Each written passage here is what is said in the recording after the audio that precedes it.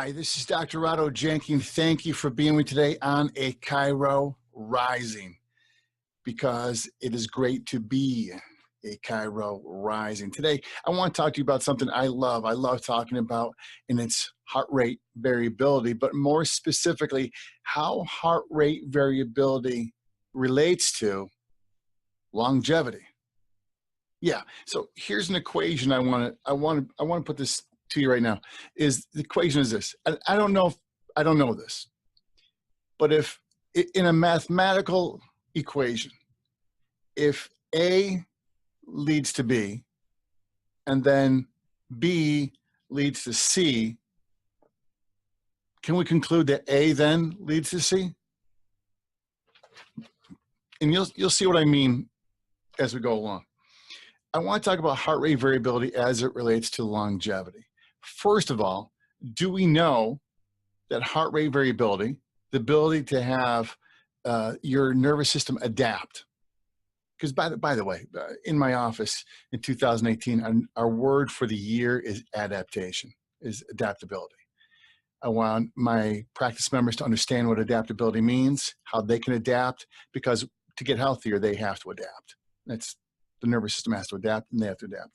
And so we talk about that in my office on a regular basis. And a lot of our research that comes out, our newsletters that we have, talk about adaptation. But what's it mean for someone to get into a state of longevity, which means they're going to be around longer? And so we look at two studies. And the first, I'll leave links down here for you, somewhere right around there. I'm not quite sure. Maybe here. By the way, today in our we have with us the great Joe Strummer, the probably one of my favorite bands, one of my top 10 bands of all time, The Clash. Just love Joe Strummer. And then the other guy is that guy. That's Steve Prefontaine. You know who Steve Prefontaine was? He was a premier miler, one of the greatest milers ever in American history. Pretty much kicked off, besides Jim Ryan, the new era of running in America. The quote I have up here is that to give anything less than your best is to sacrifice the gift. I love that. It keeps me focused on a daily basis, because I have in the past given less than my best, and it's hurt. Hurt my practice, hurt my life. So once again, can we show, first of all, that when you have a high HRV, now if you don't know what HRV means, it's an ability to measure the adaptability of your nervous system. And you want the rate to be high. High is best, low is bad. That means you can't adapt. It means anything comes along, your body doesn't work correctly. Your nervous system can't comprehend it as well. So we look at two articles. The first article is from the American Journal of Cardiology, and this is in 2010. It's called The Relation of Heart Rate Variability to Healthy Longevity. This is a cool study. You got to have this when you're talking with your patients. So to get them start getting past the idea of pain relief, is you have to give them an option. And the option is healthier longer. You have to give them that option. And if you don't talk to them that option, how can you ever get that option? And it's this. Great thing. This is great. Highlighted part of it here says, this study suggests that longevity might depend on the preservation of autonomic function. What? For you to be around longer, you got to make sure your nervous system is properly tuned? Cool. That's cool. And here's the other thing that goes along with it. Persistently high HRV. You want to be up high. That's where it works best. That means you're ready. You're able to be adapting. This was done on elderly patients, by the way. This study was done on elderly patients. Persistently high HRV in elderly patients represents a marker predictive of longevity. How much cooler could that possibly be? Predictive of longevity. Because then you go into this study. This is from the Journal of Nippon Medical School. It's a Japanese journal. The prognostic value of heart rate variability in comparison with annual health examinations in very elderly subjects. Again, done people who are older. Here's cool. The prognostic value of HRV in patients with cardiac conditions has been investigated for many years. I'm going to jump down. The present data suggested that annual health examination data does not predict longevity, but the HRV does. So you can go get that stuff done by your primary care, and you want to do that? Fantastic. Do they do HRV? They should be doing HRV there. The modulation, here's a cool thing. The modulation of parasympathetic tone in daily activities plays an important role in the longevity of very elderly residents in long-term care facilities. So we look at that and we see 2 studies coming out and say, this is, by the way, just a quick, I just looked at some of my stuff I have on this, just some of it. 2 studies that say, listen, you get the HRV up high, these people are going to be around longer. But here's the big connection. That's from B to C. If A connects to B and then B to C, well, this is the B to C part. Because where's the A to B? How can we tune up the HRV? How can we turn it up? How can we get higher? I'm glad you asked. Again, I'll leave links down here. Let's look at this. Effects of upper and lower cervical spinal manipulative therapy.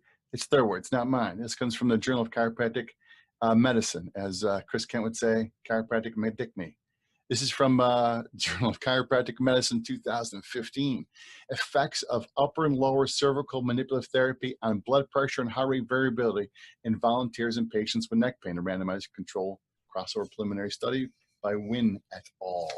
We look at the heart rate variability modulation after manipulation in pain-free patients versus patients in pain from JMPT in 2009. We look at the effects of chiropractic care on heart rate variability and pain in a multi-site clinical study. This is by Zhang. Do you have the Zhang study? This is from JMPT also in 2006. It's 12 years old. You don't have this? Come on. I'll leave a link there for you also.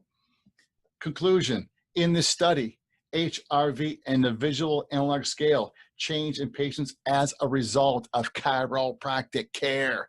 Boom, boom, boom. We have studies that say, listen, you're adjusting people, the heart rate adapts and gets better. Cool. Let's take it one step farther. This is people you know. Look at what Danny Knowles put in. Danny Knowles, improvement, boom. Danny Knowles right there, bum, bum, bum, bum. Danny Knowles, improvement heart rate variability in 46 patients undergoing chiropractic care with network spinal analysis, a retrospective analysis of outcomes in the Annals of Vertebral Subluxation Research, 2017. Go to the conclusion. This study demonstrates that network spinal analysis care may be an effective method for people to improve their autonomic nervous system function through the adjustment of vertebral subluxation, reorganizing spinal tension patterns and decreasing physiological stresses. Is that cool or cool? 1, 2, 3, 4, 5. Let's go with 5. Talk with Amy Haas. The Amy Haas and David Russell. I met David Russell in the Berkshires. I actually met him in the Berkshires. I met him in a bar in the Berkshires, tell you the truth.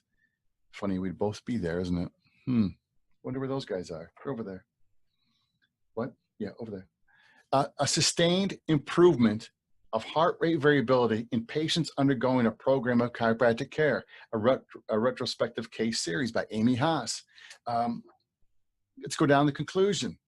Patients receiving continuous chiropractic care to correct vertebral subluxation demonstrate a sustained improvement in HRV. We have 5 studies that say, listen, you put your hands on the spine, you adjust these people, the nervous system gets better, the HRV gets better. So if the HRV, if we're saying here that we are adjusting people here, boom, we are at step 1, we're at letter A. We're at letter A and we adjust people. And it affects positively the HRV. And then we know that's B, that's step B. We went from A, which is the adjustment. Chiropractic adjusts people, and then we have people get better and their nervous system adapts. That's the HRV getting better. We can demonstrate that. We've seen it numbers of times.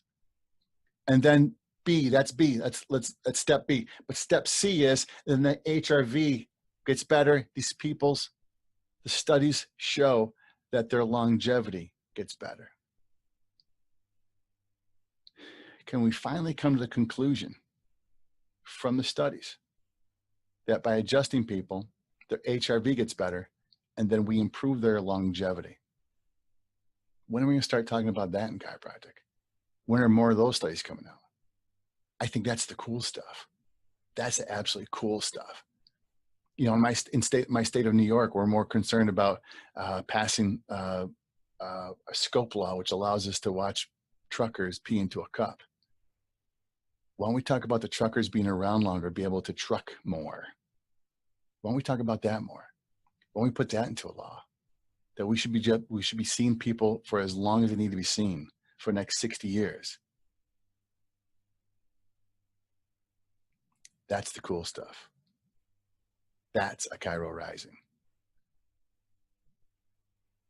I'll leave the links for all this stuff for you, but you got to read it. But don't just read it. Put it into play. Put it into play. Start educating your practice members about this. There are 3 essential people who need to be educated in your life. One is you. Get this stuff. I'm going to leave the links there for you. 2, your practice members. You have to be able to convey this, communicate this to your practice members. And 3 is your community. Don't be hogging this stuff. Get educated. Educate them. Educate them. They're waiting. No one else talks about this stuff. They're not going to get better by kinesiotaping. They're not going to get better by a better ultrasound. They're not going to get better by more medications. They're going to get better because you're adjusting them. So go adjust them. I'm Dr. Otto Janke. This has been AChiroRising.